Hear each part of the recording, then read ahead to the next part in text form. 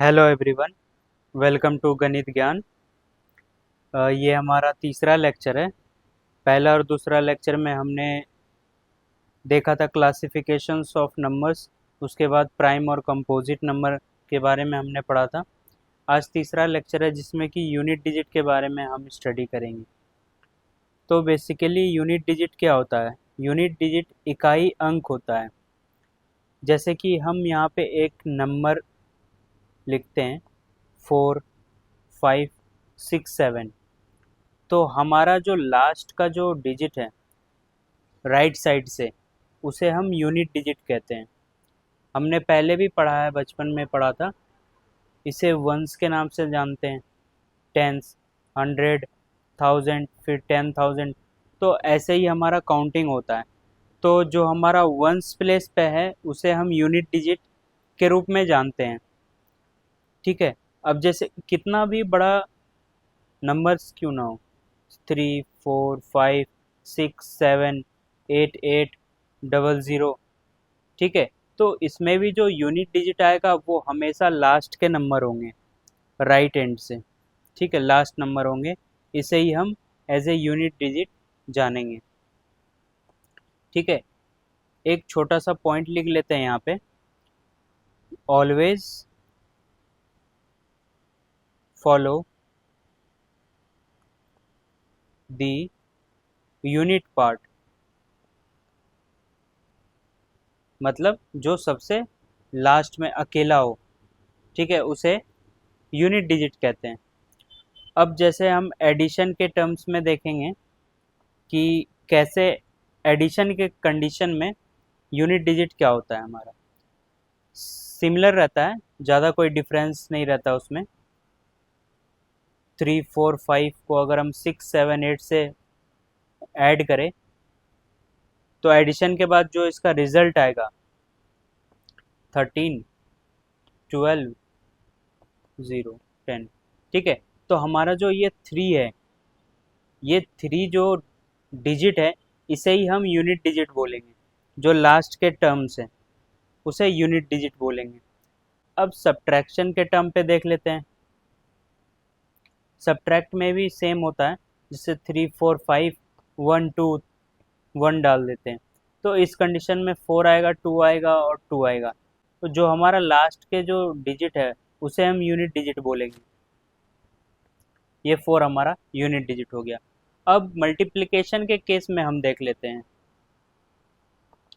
Multiplication के case में suppose 3, 4, 5 into 2, 3, 4 करने हैं, तो हमारा 5, 4 जा 20 आता है। ज़ीरो जैसे ही ये ज़ीरो आ गया, यही यूनिट डिजिट हो जाएगा। बाकी हमें मल्टीप्लिकेशन करके टाइम वेस्ट करने का ज़रूरत ही नहीं है। ये हमारा यूनिट डिजिट हो गया। अब हम यूनिट डिजिट के कुछ रूल्स के बारे में पढ़ लेते हैं कि यूनिट डिजिट का हमारा रूल क्या कहता है। तो जो रूल नंबर 1 है हमारा, ठीक है, रूल नंबर 1 क्या कहता है उसके बारे में हम डीप में स्टडी करते हैं। जिसे 0 पे पावर n है, 1 पे पावर n है, ठीक है, 5 पे पावर n, 6 पे पावर n है। इसके जो वैल्यू होंगे हमेशा 0, 1, 5 और 6 ही होंगे। ठीक है, इसे हम कवर कर देते हैं ब्रैकेट में।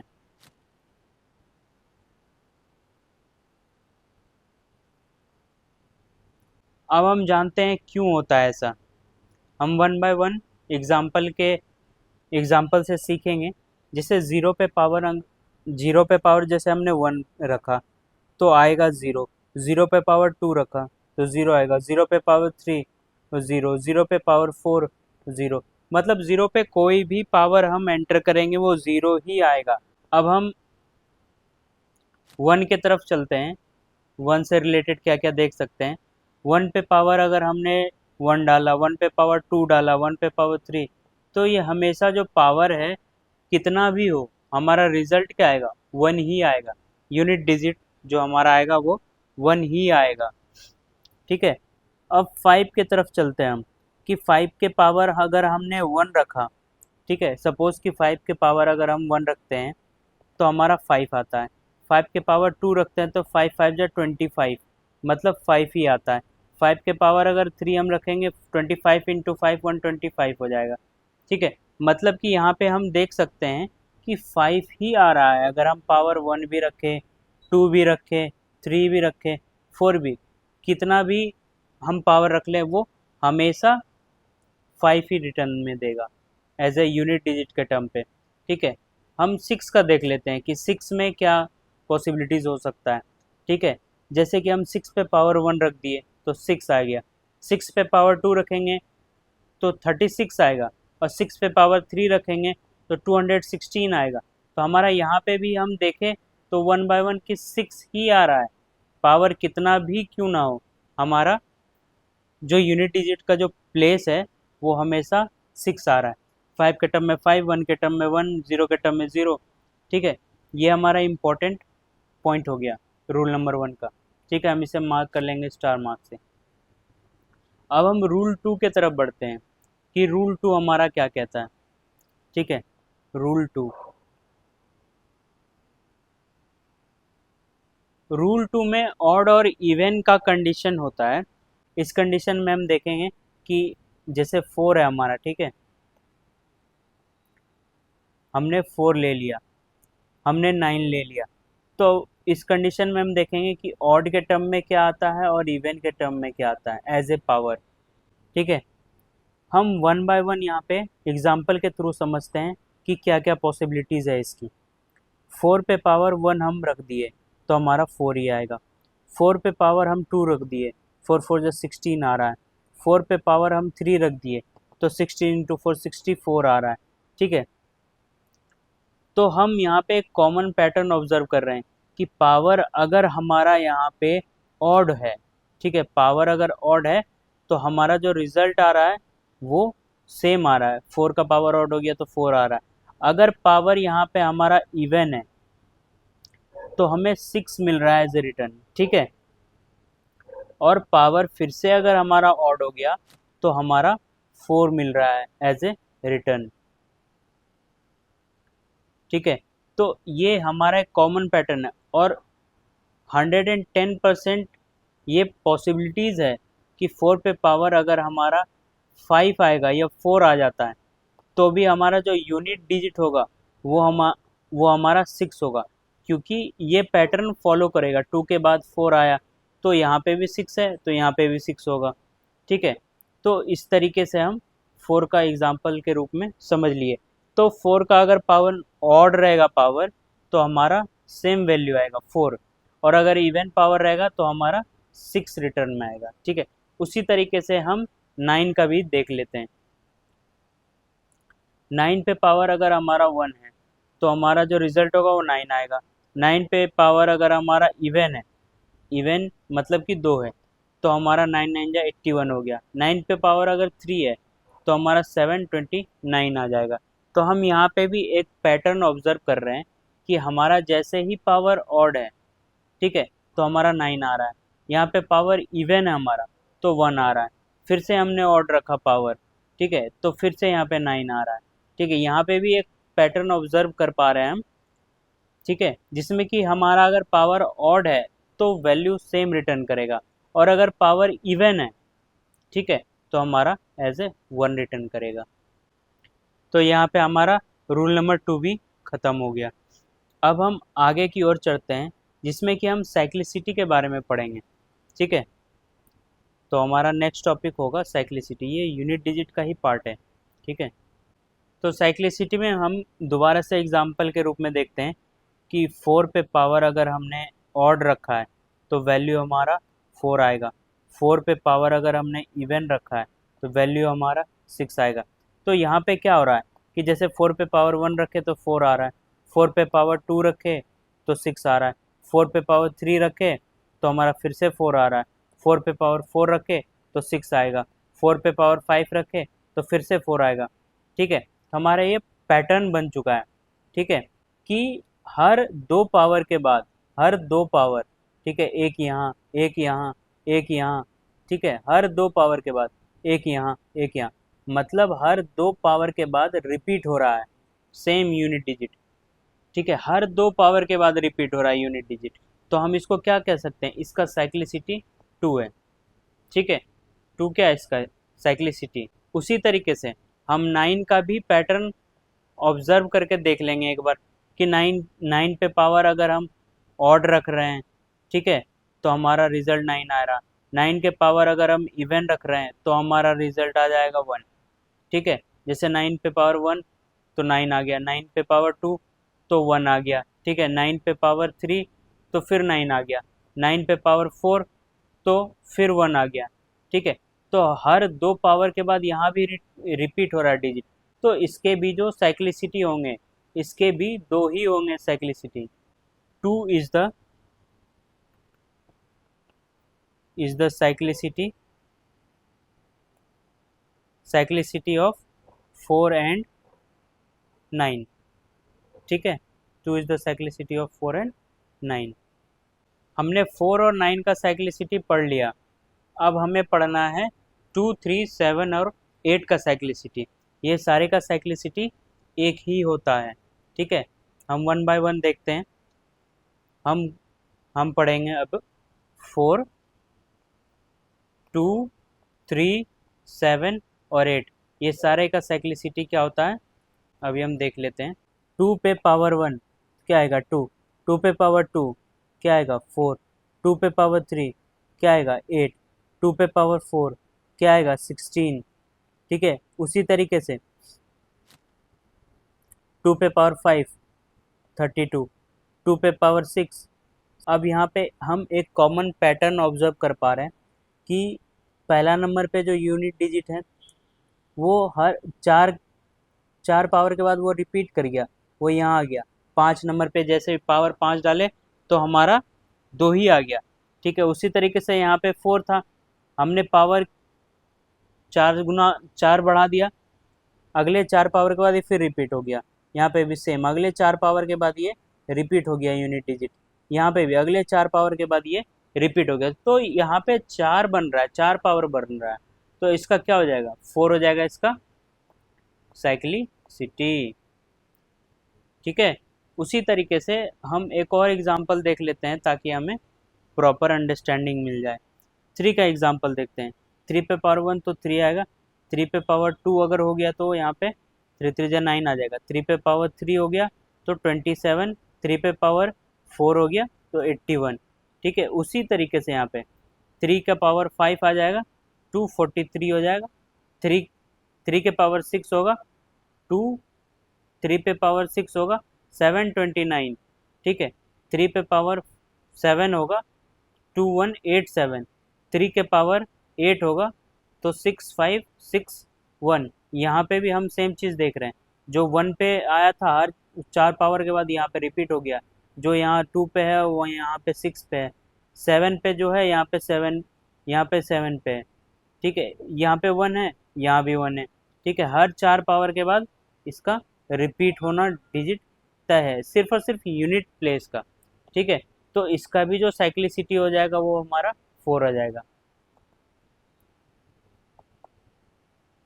अब हम आगे चलते हैं साइक्लिसिटी टेबल पे। यहाँ पे टेबल बनाएंगे साइक्लिसिटी का। ठीक है, लास्ट डिजिट लिखेंगे,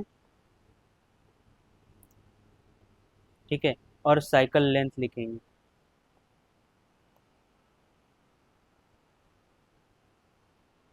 लास्ट डिजिट और साइकिल लेंथ लिखेंगे। तो यूनिट कोई एग्जांपल ले लेते हैं, जैसे कि मान लेते हैं 1 आ गया लास्ट डिजिट। ठीक है, तो इसका साइक्लिसिटी क्या होगा 1 होगा। 2 आ गया तो इसका साइक्लिसिटी क्या होगा 4 आएगा। 3 आ गया तो इसका भी साइक्लिसिटी क्या हो जाएगा 4 आ जाएगा। ठीक है, 4 है, इसका साइक्लिसिटी क्या हो जाएगा 2। 5 उसी तरीके से 5 का 1 होगा, 6 का भी 1 होगा, 7 का भी 1 होगा, 7 का 4 हो जाएगा। ठीक है, 8 का भी 4 हो जाएगा। ठीक है, 9 का भी 2 हो जाएगा। ठीक है, तो ये इतने पावर के बाद ये रिपीट कर रहे हैं, ये इतने पावर के बाद ये रिपीटेशन मोड में जाते हैं। ठीक है, 2 4 पावर के बाद रिपीट कर रहा है, 3 4 पावर के बाद रिपीट कर रहा है, 4 2 पावर के बाद, 5 फर्स्ट पावर में ही रिपीट कर जा रहा है, 6 सेम सीन, 7 का 4 पावर के बाद, 8 का 4 पावर, 9 का 2 पावर के बाद ये रिपीट हो जा रहा है सारा, ठीक है। इसे हम तो हम यहाँ पे नीचे नोट्स बना के एक चीज़ मेंशन कर लेंगे, ठीक है। नोट्स बना लेते हैं यहाँ पे। किसी भी संख्या का यूनिट डिजिट, क्या लिखेंगे, किसी भी संख्या का यूनिट डिजिट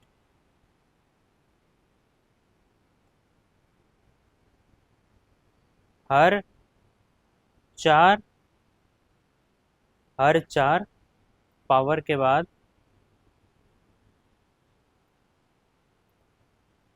रिपीट होता है, ठीक है। अब हम कुछ कुछ क्वेश्चंस के तरफ चलते हैं।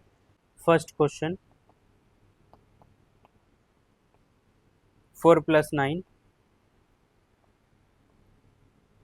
4 क्यूब + 9 4, 4 5 + 9 6, ऐसे ही कर करके ये 9⁻100 तक जाएगा, ठीक है।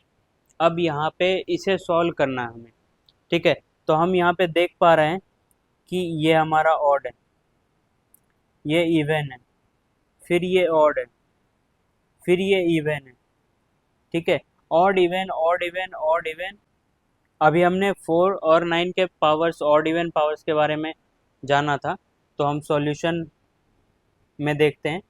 4 का पावर 1 है तो 4 आएगा, प्लस 9 का पावर 2 है तो 1 आएगा, प्लस 4 का पावर ऑड है, ठीक है, तो फिर 4 आएगा। अगर 4 का पावर इवन है, मतलब 9 का पावर इवन है, तो हमेशा 1 आएगा। ऐसे करके 4 + 1 4 + 1 4 + 1, ठीक है, टिल 100 तक हुआ है। 100 इवन है, तो जैसे ही पावर इवन आएगा हम क्या कर देंगे, 1।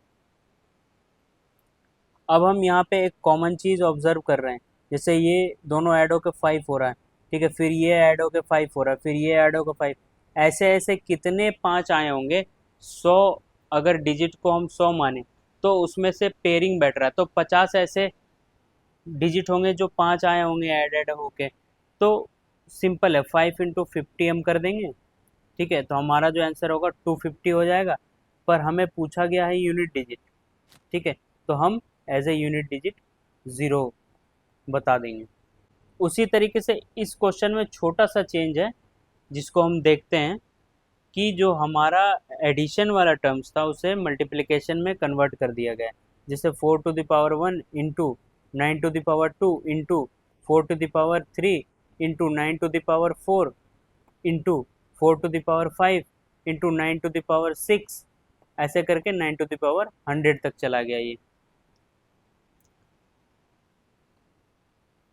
सेम क्वेश्चन है, सिर्फ साइन का डिफरेंस है, जो वहाँ प्लस था यहाँ मल्टीप्लाई हो गया, ठीक है। 4 पे पावर यहाँ पे भी हम देख पाएंगे कि 4 पे पावर हमारा ऑड है, ठीक है, और ये इवन है, ठीक है, ये ऑड है और फिर ये इवन है, ठीक है। तो हमने अभी ऑड इवन रूल में पढ़ा था कि 4 पे पावर अगर हमारा ऑड है तो वैल्यू सेम देगा, और अगर 9 पे पावर इवन है तो हमारा वैल्यू 1 होगा। ऐसे 4 × 1 4 × 1 4 × 1 होता रहेगा, कहाँ तक, जब तक 100 ना पहुँच जाए, ठीक है। अब यहाँ पे भी सेम सीन है, पेयरिंग बना के चल रहा है, तो इसका 4 हो जाएगा, इसका भी 4 हो जाएगा, इसका 4 हो जाएगा, 4 हो जाएगा, और ऐसे ऐसे कितने 4 आए होंगे 100 तक का जो नंबर है, इसमें ऐसे ऐसे कितने 4 आए होंगे, इसमें 50 4 आएंगे, क्योंकि यहाँ पे पेयर बना रहा है, ठीक है। पेयर बनाएगा ऑटोमेटिक 50% हो जाएगा वो। 4 मल्टीप्लाई करेंगे, 4 × 4 4 × 4, ये कितने बार मल्टीप्लाई होगा हमारा। जैसे अभी हमने देखा था कि 100 टर्म्स थे, तो ये पेयर होके सारे टर्म्स आधे हो गए, तो जैसे पेयर आधा हुआ तो हमारा 4 4 × 4 × 4 × 4, ये 50 टाइम्स होंगे। तो 50 टाइम्स होने का मतलब है कि 4 × 4 × 4 × 4, ऐसे कर करके ये कितने बार होंगे, 50 टाइम्स। तो हम सिंपल इसे लिख सकते हैं 4⁻50, ठीक है। अब यहाँ पे एक और चीज़ सीखने वाली बात ये है, ठीक है, कि जैसे हमारा 4⁵ आया तो हम सिंपली इसको हम ये लिख सकते थे कि 4 पे जो पावर है, पावर हमारा इवन आ गया। तो हमारा सिंपल सा था, 4 पे पावर अगर इवन आ गया तो हमारा जो होगा आंसर वो क्या हो जाएगा, 6। ठीक है, इसका यूनिट डिजिट 6 हो जाएगा। बट 4⁵ है, हम एक कॉन्सेप्ट के थ्रू समझते हैं कि आखिर कैसे ये चीज़ें पॉसिबल है। ठीक है, 4⁵ जो है हमारा इवन नंबर है 50। अब हमने पढ़ा था कि हर 4 पावर के बाद डिजिट रिपीट कर जाता है।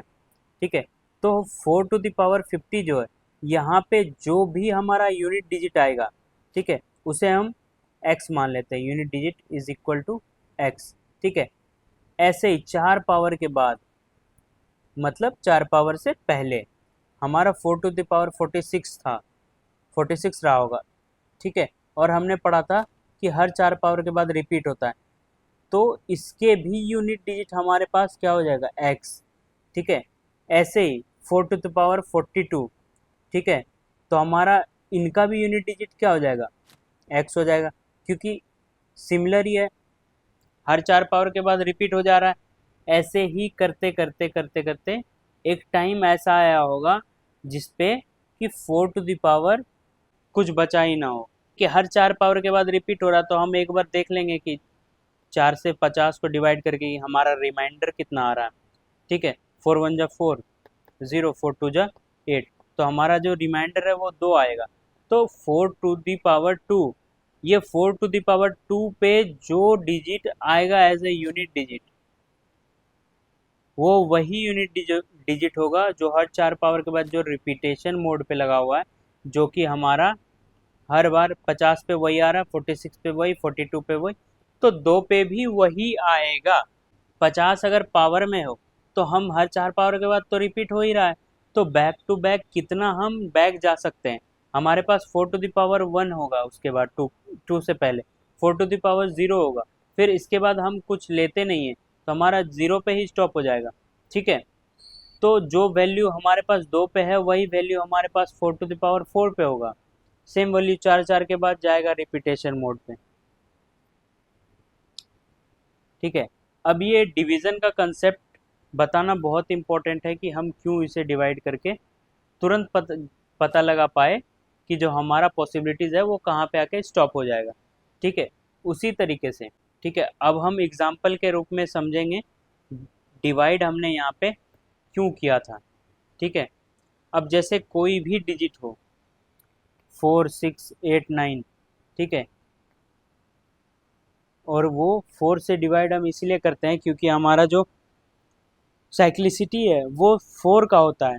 ठीक है, इसी वजह से हम लास्ट टर्म कहाँ तक ये जाके होल्ड ऑन होता है वो चेक करने के लिए हम 4 पे डिवाइड करते हैं, ताकि जो हमारा जो पावर है, ठीक है, वो हमारा पावर जितना बड़े संख्या में उस टाइम पे था वही same power as small digit में होगा, तभी हम फास्ट कैलकुलेशन कर पाएंगे यूनिट डिजिट का। ठीक है, जैसे 4 6 8 9 को 4 से हम डिवाइड कर दिए।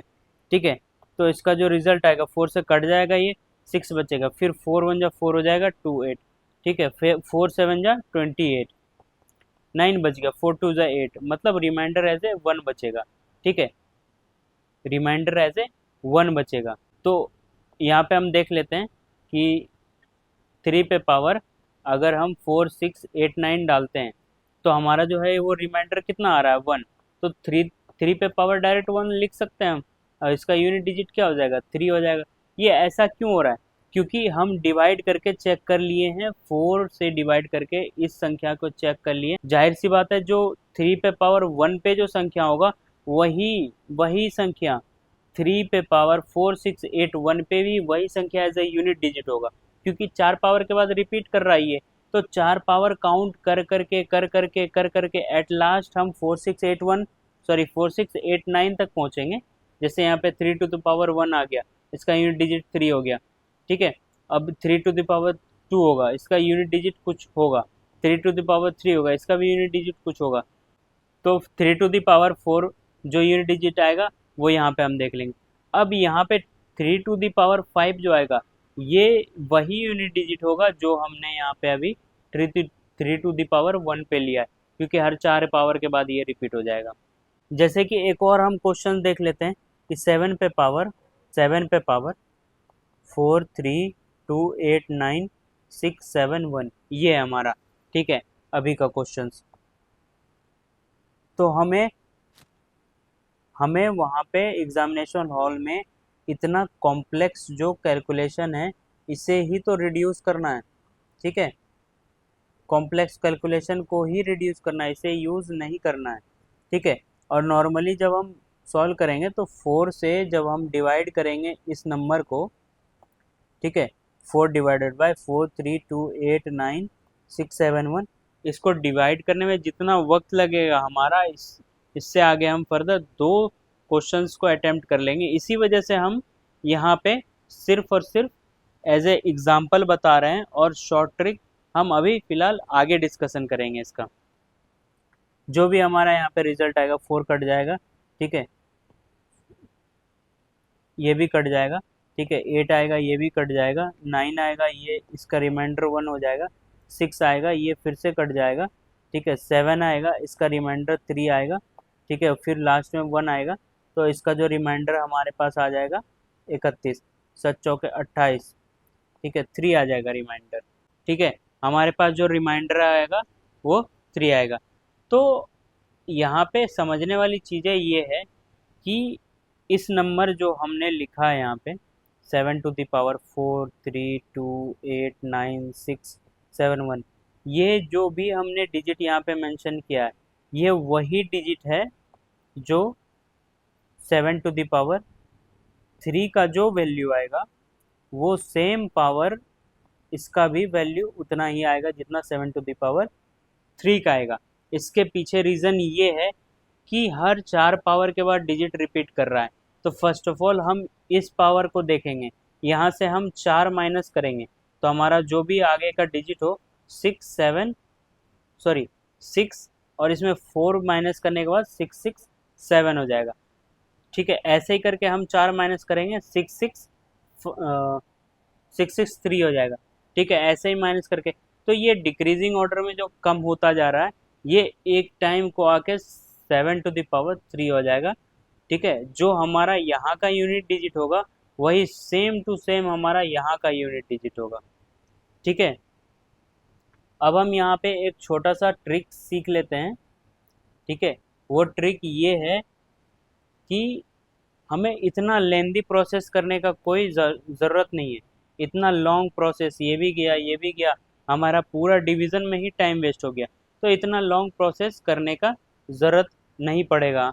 हम एक ट्रिक सीख लेते हैं यहाँ पे। वो ट्रिक ये है कि 7 पे जो पावर 4 3 2 8 9 6 7 1 था, हमें कुछ नहीं करना है इसमें, सिंपली लास्ट के 2 टर्म्स उठाने हैं, ठीक है, 71, सिर्फ लास्ट के 2 टर्म्स उठाने हैं 71, और इसे हम भाग दे देंगे यहाँ पे, ठीक है। 1 टाइम्स में 4 आ जाएगा, 3 और 1, ठीक है, 7 टाइम्स में 28 और हमारा रिमाइंडर एज ए 3 हो गया, तो 7 to the power 3। ऐसा क्यों किए ये हम आगे फर्दर क्लासेस डिविजिबिलिटी में देखेंगे कि हम सिर्फ और सिर्फ लास्ट के 2 टर्म्स क्यों ना लिए, ठीक है। इधर कितना भी बड़ा टर्म्स क्यों ना, उसे हम नेग्लेक्ट कर देंगे कैलकुलेशन को आसान बनाने के लिए। हम आगे फर्दर देखेंगे कि क्यों करते हैं, वो हम देखेंगे डिविजिबिलिटी चैप्टर में जाके, ठीक है। अब 7 to the power 3 आ गया, तो 7 इसका जो रिजल्ट होगा वो 49 होगा इंटू 7।